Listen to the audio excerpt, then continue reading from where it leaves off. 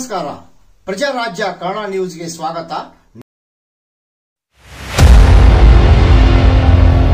ದೆಹಲಿ ಚುನಾವಣೆ ರಾಷ್ಟ್ರ ರಾಜಧಾನಿ ದೆಹಲಿಯಲ್ಲಿ ಬಿಜೆಪಿ ಭರ್ಜರಿ ಗೆಲುವು, ಪಟಾಕಿ ಸಿಡಿಸಿ ಸಂಭ್ರಮ.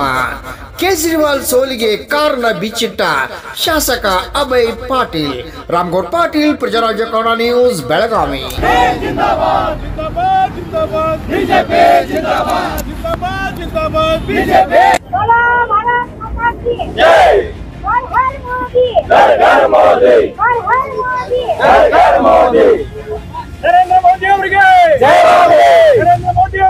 ಭ್ರಷ್ಟಾಚಾರ ದೇಶವನ್ನು ಒಡೆಯುವಂತ ಬಹುತೇಕ ಇಡೀ ಜಗತ್ತಿನಾಗ ಇಂಥ ವಿಚಾರಧಾರೆ ಪಕ್ಷ ಎಲ್ಲೂ ಇಲ್ಲ ಆಗಿರ್ಬೋದು, ಮತ್ತು ಇಂಥ ನಾಯಕರು ಎಲ್ಲೂ ಇಲ್ಲ.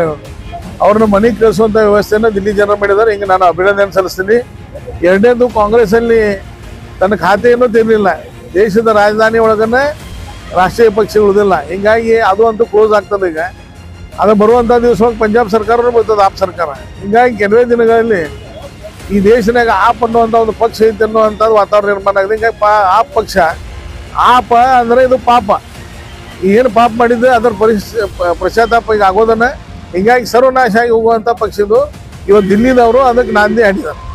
ಇವಾಗ ಭಾರತೀಯ ಜನತಾ ಪಕ್ಷ ಇಷ್ಟು ವರ್ಷಗಳಾದ ನಂತರ ಅಧಿಕಾರ ಚುಕ್ಕಾಣಿಯಲ್ಲಿ ಹೋಗ್ತಾ ಇದೆ. ಏನು ಇಲ್ಲಿ ಮುಖ್ಯಮಂತ್ರಿ ಚೇರಿಯನ್ನ ಕಾಣಲಿಲ್ಲಾಗಿತ್ತು. ಈಗಾದ್ರೂ ಒಮ್ಮತದಿಂದ ಒಬ್ಬರು ನಿಂತಿರಲಿ, ಯಾರು ಮುಖ್ಯಮಂತ್ರಿ ಆಗ್ಬೋದು ಅಥವಾ ನೋಡ್ರಿ, ಮೋದಿ ಅವರ ನೇತೃತ್ವ, ಪಕ್ಷದ ಕಾರ್ಯಕರ್ತರ ಪರಿಶ್ರಮ, ಸಂಘ ಪರಿವಾರದ ಕಾರ್ಯಕರ್ತರ ಪರಿಶ್ರಮ, ಇವತ್ತು ಇಲ್ಲಿ ಒಳಗೆ ನಾವು ಮತ್ತೆ ಅಧಿಕಾರಕ್ಕೆ ಬಂದಿದ್ದೀವಿ. ನೋಡ್ರಿ, ಬಹುತೇಕ ಇಡೀ ದೇಶನಾಗ ಅತಿ ಫ್ರೀ ಸ್ಕೀಮ್ ಕೊಟ್ಟವ್ರು ಯಾರಾದರೂ ಇದ್ರೆ ಇಲ್ಲಿ ಆಪ್ ಸರ್ಕಾರ. ಈಗ ಆಪದು ಪಾಪದ ಕೊಡ ತುಂಬಿತ್ತು. ಹಿಂಗಾಗಿ ಅದನ್ನ ದಿಲ್ಲಿದವ್ರು ವಿಸರ್ಜನೆ ಮಾಡಿದ್ದಾರೆ.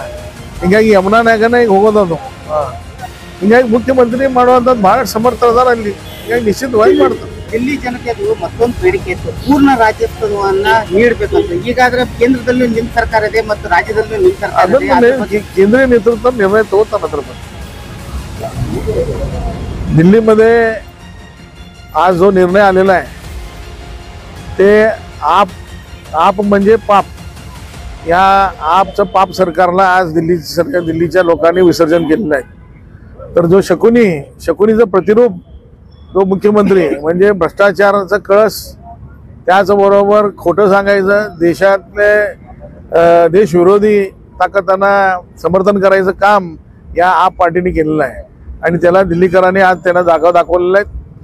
गेल्या 10 वर्षापासून दिल्लीच्या लोकांना मूर्ख बनवायचं काम या पार्टीने केलेलं आहे. येणाऱ्या काळात पंजाबमध्ये असणारं जो सरकार आहे ते पण आंतरिक जनता जो तंटा चालू आहे त्यामुळे ते पण कोसळणार. आणि भविष्यामध्ये भारतामध्ये आप म्हणून एक पार्टी होतं असं लोकांना सांगण्यात येणार आहे. त्याचबरोबर काँग्रेस पक्ष एक सुद्धा, दिल्ली हा राजधानी आहे, एक सुद्धा तिथं त्यांचं MLA निवडून आलं नाही म्हटल्यानंतर या पक्षाचा आवश्यकता आहे की नाही या देशाला असं एक प्रश्नचिन्ह निर्माण झालेलं आहे. त्यामुळे दिल्लीकरांना मी अभिनंदन देतो, धन्यवाद देतो. आणि मोदी साहेबांच्या नेतृत्वामध्ये भारतीय जनता पार्टीचे कार्यकर्ते, संघ परिवारांच्या कार्यकर्त्यांच्या माध्यमातून हा विजय साध्य झालेला आहे.